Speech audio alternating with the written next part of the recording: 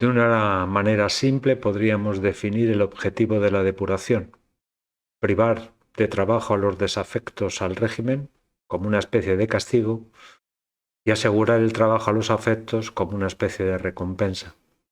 Durante la Guerra Civil se redactaron muchas ordenanzas y leyes para regular la normativa del proceso de depuración del funcionariado de la Administración. A los pocos días del golpe de Estado, el 28 de julio, un bando de guerra que declaraba el estado de guerra e incluía que todos los funcionarios deberían prestar auxilio para restablecer el orden, bajo pena de ser suspendidos de sus cargos y ser juzgados por tribunales militares. Días después, el 19 de agosto, se dieron las primeras normativas para rehabilitar las administraciones del Estado, con lo cual se inició la depuración de funcionarios en las zonas donde la sublevación había sido exitosa. El 2 de septiembre se dio potestad ilimitada a las audiencias territoriales para que destituyeran a jueces y fiscales municipales desafectos al movimiento nacional, que serían sustituidos por jueces, fiscales y abogados provenientes del ejército, incluyendo en ellos los retirados en el servicio. Estos serían los encargados de los procesos depuradores en la administración. Asimismo, también se dio potestad a las autoridades provinciales y locales para que dictaran edictos y bandos, y se obligó a los funcionarios a incorporarse a sus puestos. Los únicos que estaban exentos eran aquellos que estaban en el frente de batalla. Los funcionarios, si estaban en zonas republicanas, se les dio un plazo de 10 días para reincorporarse. En caso de que no lo hicieran, se consideraba como un acto de rebelión.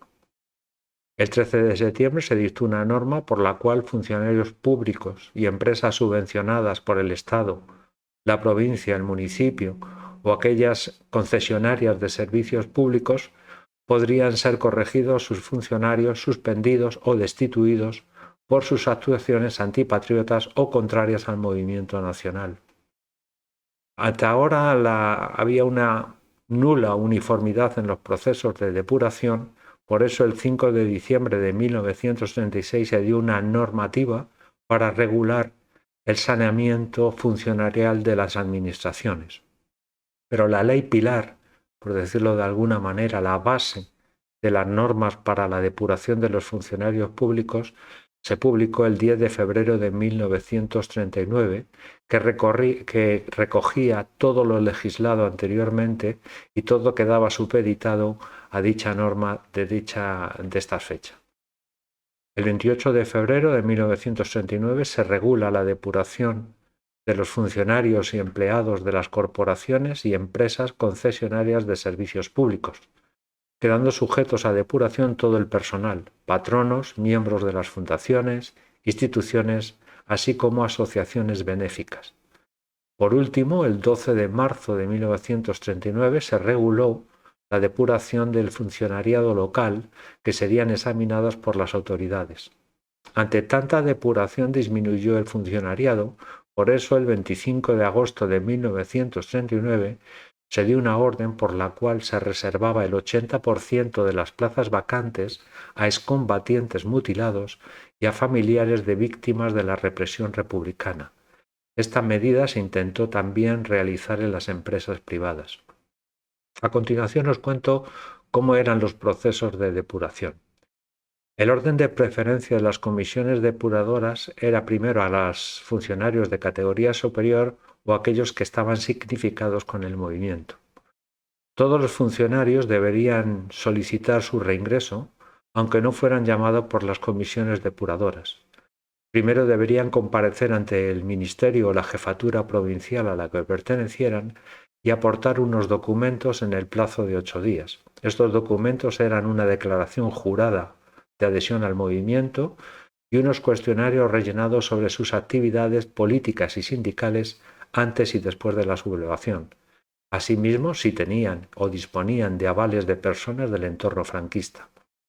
Después de presentar dicha documentación, la comisión depuradora declaraba la cesantía del funcionario hasta la verificación de la misma y pedía informes de los antecedentes al inspector jefe de comisaría de investigación y vigilancia sobre si pertenecía o no a partido o sindicato al juzgado militar si el funcionario tenía hechos delictivos y a la Delegación Provincial de Información e Investigación de Falange, que informaba sobre ascensos en el escalafón y el desempeño de las funciones del funcionario al margen del servicio.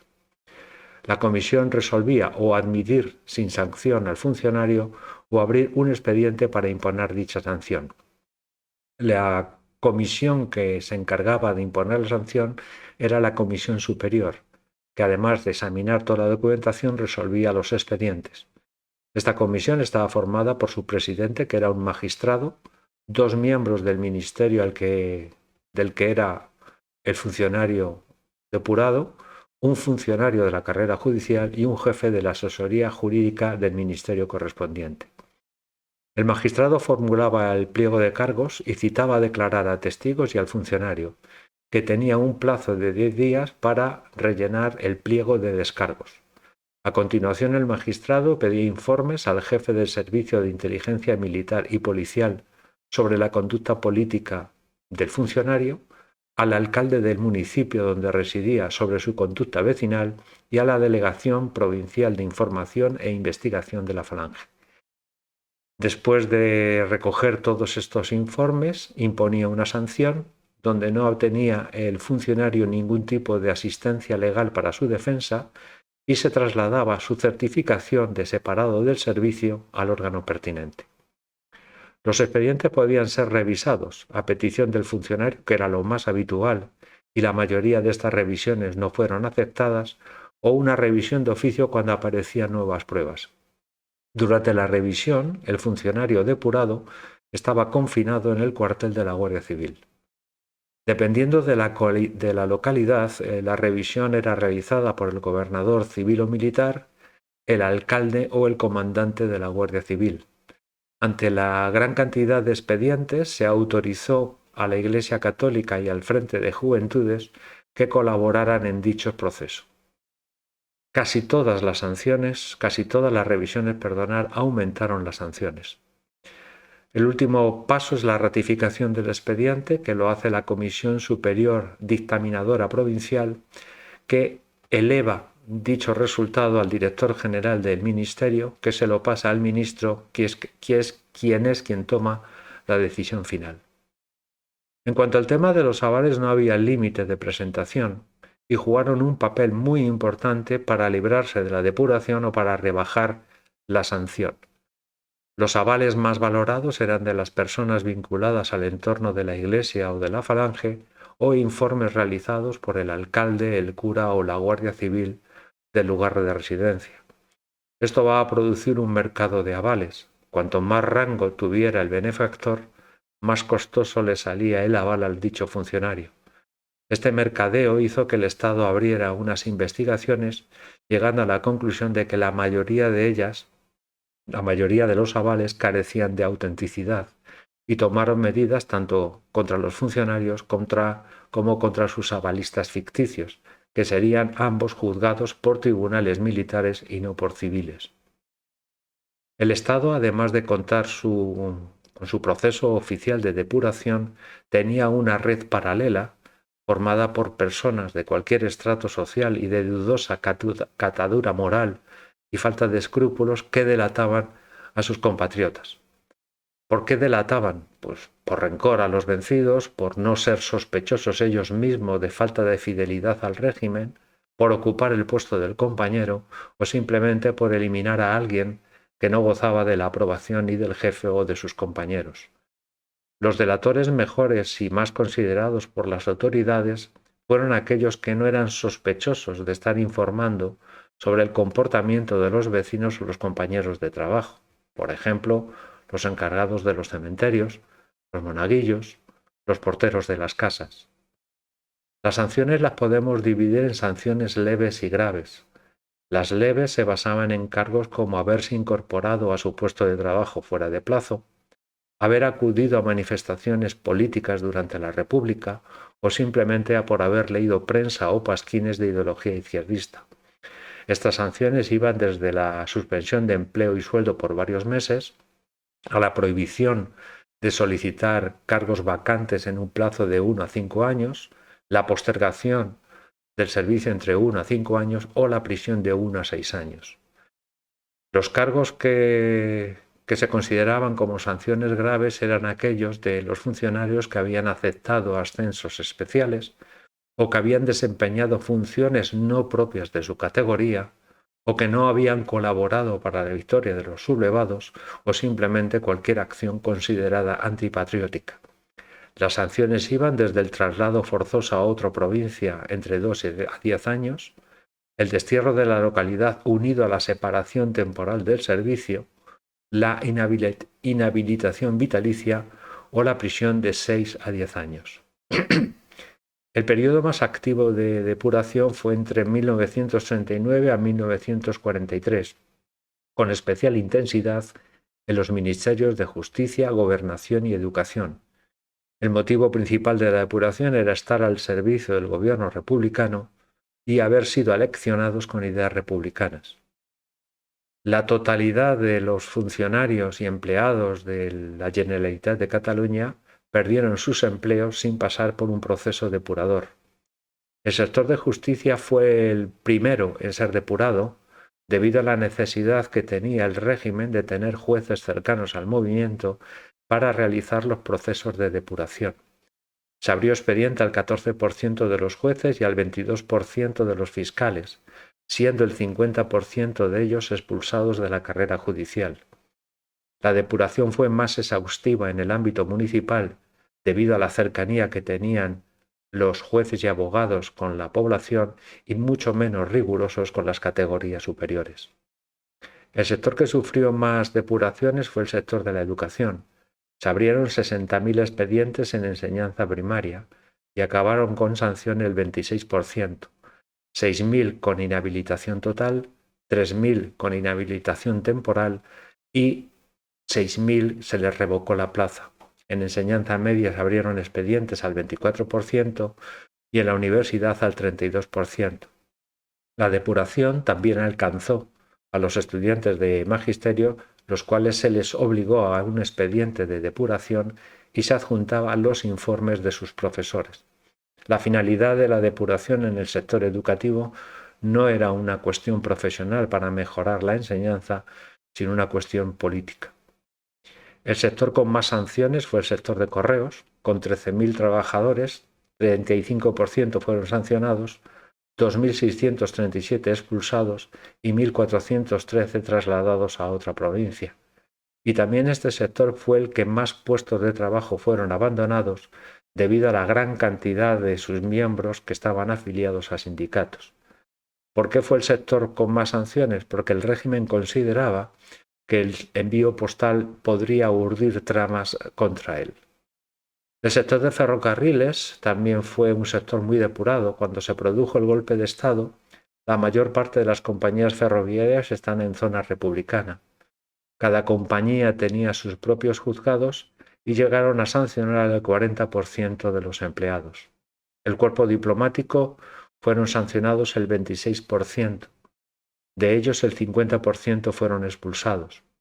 Y por último los jubilados, a los cuales para seguir cobrando su pensión tenían que presentar una declaración jurada avalada por las autoridades de que nunca habían apoyado a la República. En cuanto a las mujeres funcionarias, las principales razones de depuración eran las mismas que los hombres: militancia o simpatía con partidos de izquierda o sindicatos, haber trabajado para el gobierno, y otras un poco más extraordinarias. Por ejemplo, haber confeccionado ropa para hijos de combatientes o haber acogido en sus casas a personas sospechosas. Pero las mujeres sufrieron una segunda depuración simplemente por cuestiones de sexo. La mujer trabajadora era considerada por el régimen como transgresora de las normas sociales, ya que según ellos la mujer debía quedarse en casa y solo era justificable el trabajo fuera de casa para las viudas y para las solteras. Consideraban que el trabajo asalariado era una cuestión y una actividad masculina. Por otra razón, ser esposa, madre o hija de republicanos era la persona considerada culpable de cualquier hecho. Y por último, el padre o el marido de la funcionaria podía denunciarla con cargo de transgresión de la vida familiar. Una vez realizado el expediente y haber salido satisfactoria y a pesar de acreditar su adhesión al régimen, las mujeres no volvieron a ocupar sus puestos, sino que pasaron a un cuerpo, el Cuerpo Auxiliar de Administración, que restringía las posibilidades de su promoción. En cuanto al tema de las mujeres, el régimen estuvo muy preocupado y legisló para neutralizar sus aspiraciones laborales. De hecho, la mujer tenía prohibido obtener la categoría de jefe de administración, no podían trabajar como notarias en la policía o en la inspección de trabajo, se les obligaba a abandonar el trabajo al contraer el matrimonio y a cambio recibían un subsidio familiar. Tenían que abandonar el trabajo si su marido cobraba cantidad suficiente para el mantenimiento de la familia y por último el marido estaba autorizado a disponer íntegramente del salario de su esposa. La depuración no solo alcanzó a la administración del Estado, sino que también a otras personas fuera de la administración, como por ejemplo abogados y médicos. Los exiliados y procesados fueron dados de baja en los colegios profesionales. A periodistas. Al día siguiente del final de la guerra se creó el Registro Oficial de Periodistas, que estuvo vigente hasta el año 1966. Para ejercer dicha profesión estaba obligado a inscribirse en dicho registro y el 50% de las solicitudes fueron rechazadas. En 1940 se crearon unos cursillos obligatorios para ser periodista y al año siguiente estos cursillos se transformaron en la creación de la Escuela Oficial de Periodismo, cuyo título era obligatorio para ejercer la profesión. Y en cuanto a las empresas privadas, se elaboraron listas negras y los dueños de las mismas aprovecharon la ocasión para despedir a los empleados más combativos y a aquellos que participaron en los comités sindicales. El 21 de diciembre de 1951, el Ministerio de Gobernación dio la posibilidad, a criterio de ayuntamientos, diputaciones provinciales y cabildos insulares, para revisar de oficio los expedientes de depuración con sanciones leves y a los gobiernos civiles de sanciones graves. Si se estimaban favorables, los funcionarios se incorporarían a la administración.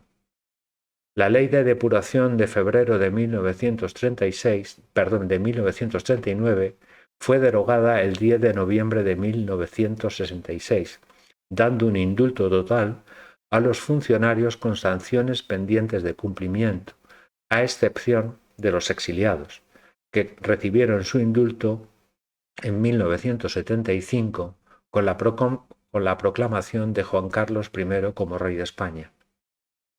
Las consecuencias que tuvo la derogación de la ley de depuración fue a aquellos que estaban en edad de trabajar se les ofreció la reincorporación al puesto de trabajo, a los jubilados se les ofreció la pensión correspondiente por funcionario en sustitución de la que cobraban actualmente por haber trabajado en empresas privadas y a las viudas de funcionarios se les ofreció acogerse a la prestación de viudedad que les correspondía.